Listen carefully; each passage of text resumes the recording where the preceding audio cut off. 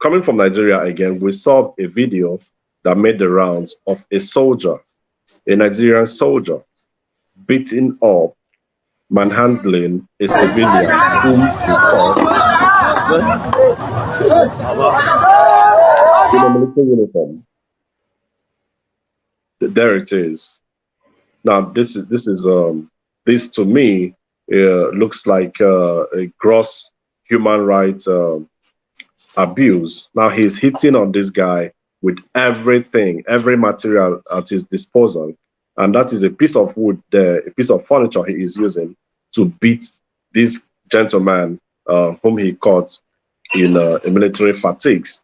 Now, I am not aware of any law that forbids civilians, from putting on military fatigues, because in Europe and other parts of the world, you see people, dress casually in military fatigues. So why is this an issue? Why is this a big issue, a life-threatening issue in Nigeria, Mr. Mark? Thank you very much. You're bringing out very strong societal issues, and I'm happy to be part of your panelists on this.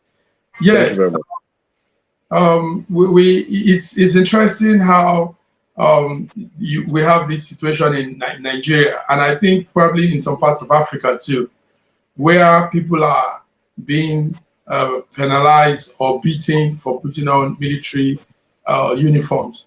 I'm a son of a military officer. In fact, both parents. My mom retired a warrant officer 3, and my dad too. So I grew up in the barracks, and we know what it is to have to be in that community. For the Nigerians situation, most times anyway, people put on these uniforms to commit atrocities. Non-military officers, they do this in most cases. They've been caught in some time. I remember growing up, and some soldiers will be brought into the barracks, and some people will be brought into the barracks and really be dealt with, and even thrown into what they call guard room, for wearing uniforms that they are not entitled to wear. That is because the Africans, Nigerians, we are criminal. Some people are criminal minded. They do these things to claim that they are who they are not. Here in Europe and most parts of the Western world, you can wear the uniform, you can wear whatever you want to wear, and everybody still knows you're not an official. In fact, that demarcation, that difference will be there. But in Nigeria, because people don't have a knowledge of who officers really are, here, the white people, everybody understands what it takes to be an officer. So but in Nigeria, we don't really know those requirements. We see everybody as the same. So a criminal, a wrong-thinking civilian will put on that uniform and threaten people and get away with it.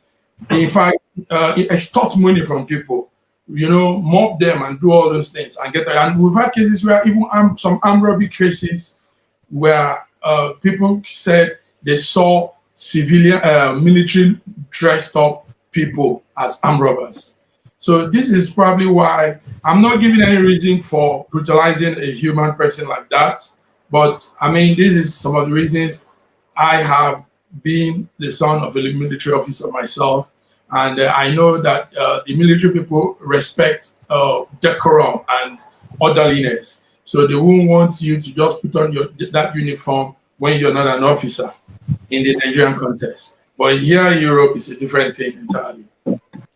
Well, I didn't know you were the son of a military parents of military background, yes, and now I can now understand why you give them your support, why they have your support from what you say. Not for that beating. That is not. Not for the abuse, of course. Yeah, not for the abuse. I'm aware of a content, a part of the Nigerian Criminal Code Act, Section 110 and 111, which stipulates that anybody not being I quote now, not being a person serving in any of the armed forces of Nigeria wears the uniform or any part of the uniform of such forces, or the armed dress having the appearance of bearing any of the regimental or other distinctive marks of such uniforms, is guilty of an Yeah. offense and is liable to imprisonment for 1 month, Yes. or to a fine of 10 naira, unless he proves that he had the permission of the president or the governor of the state, or to wear such uniform or dress, badge or mark, or to carry such token, provided that this section shall not apply to the wearing of any uniform or dress in the course of a stage play or any bona fide public entertainment. Now, we have, I think, a section 251 of the Constitution also says something like, any person who not being a person serving in any of the armed police forces wears the uniform of any of these forces or any dress having the appearance and blah of the regimental or distinctive marks of any sort in such manner or in such circumstance as to be likely or bring contempt on that uniform, or employs any other person so to wear such uniform or dress, is guilty of a simple offense and is liable to imprisonment for 3 months or to a fine of 40 naira. The offense for wearing camo is laughable, of course, and indicates this part of the Constitution has not been updated. And I see a need for the update. Now, with what we saw in that video and the soldier, is the soldier a court of law? If the Constitution says anything like this, the soldier, is he not expected to, arrest the person and take him to court, for a proper trial? If the person is found guilty, of course, if the person happens not to be an entertainer who's trying to make a show or promote a show or something, he did. I'm not sure. Now look at that. I'm not sure this person was questioned over why he was putting on that attire, and there he is being abused by someone who's a military. That's not a lawyer. That's not a judge. Now look at that. What if this guy collapses and dies? Now this is dehumanizing. This is heartbreaking, to say the least. Now, Chuma, I know you live in France. Where you are, you see people who dress in different military attires and they don't suffer any abuse. How did you feel when you saw this video?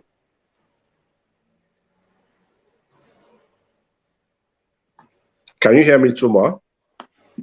Yes, I can hear you. Yeah. Okay, go ahead. I said I wept. I wept because this shows there's nothing like respect for life. What are we fighting for? In this civilized country, here in France, you can wear whatever you want to wear, but they know very well that, military men have no business outside the barracks. And when you come out of the barracks, you are bound to remove your uniform unless you are going on an assignment. Even if you wear your uniform to go where you're going to, you have no right, because only the police can arrest, not the military. In this case, military is for war. Now, seeing somebody putting on the camouflage, the first thing you check, there's no badge on the camouflage. Oh, yeah? There's no name tag. And what he's putting, his footwear is more or less a canvas or a sandals. He wasn't putting on a cap to say he's a military man. So why should that guy be beaten like that? No, now you're talking about the guy who wore a top, a camouflage top and camouflage trousers. Yeah. But we have also seen instances where someone wearing just a wristband of military color in Nigeria I understand. I understand.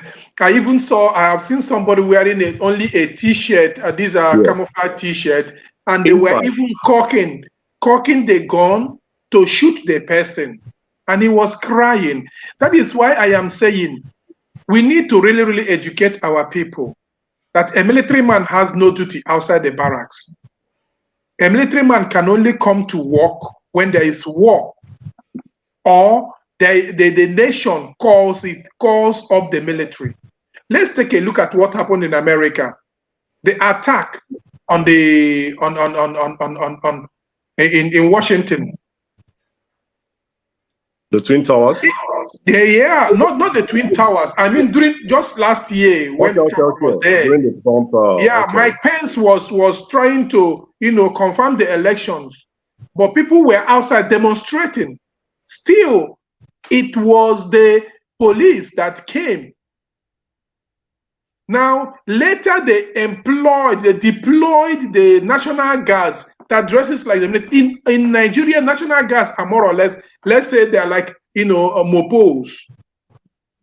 They came to play, but they respected human lives. Then why should you, because of a uniform, kill somebody else?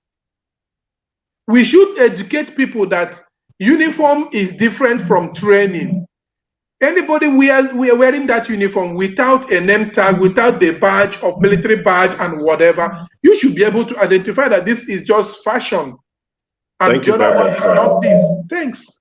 Thank you very much, Tuma. You hit the nail on the head when you said that those military uniforms or military fatigues, as long as they do not have name tags or military badges, they are okay for people to wear, just like it's stated there in that part of the Constitution. It has happened to a friend of mine who came in from the United Kingdom. He wore military fatigue shorts, I think. In his own case, after they dehumanized him, they tore the shorts off him, left him with only his undies. He had to call me for me to bring him some of my clothes from the house before he was able to dress up and then leave the place. But he has never tried that again, and that's quite sad. I think the National Orientation Agency of Nigeria has a lot of work to do in that regard to, first of all, educate our military personnel that wearing of military uniform is no threat. It does not in any way harm the nation or threaten the security of the nation. Yes, we have seen instances where individuals, pretended to be military people and went to rob institutions or people.